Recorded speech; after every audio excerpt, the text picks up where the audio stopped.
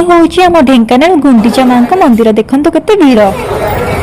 आज हूँ महाप्रभु श्री जगन्नाथंकर मौसी माँ घर शेष दिन तो से आज आम समस्ते बाहर दर्शन करने सतरे सांग मैंने एवं पूरा लक्ष्मी पूजा भाया आम ढेंकानाल लगुच रथ यात्रा काली हूँ बाहुड़ा तो तापर आम बजार पूरा पूरी फांका हो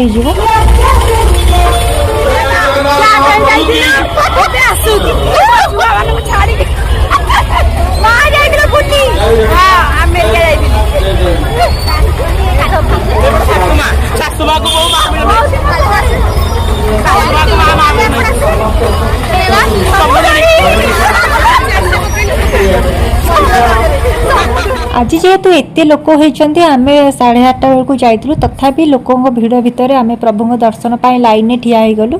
पहुँची गलु पाखापाखि प्रभु पाखे 9टा बेल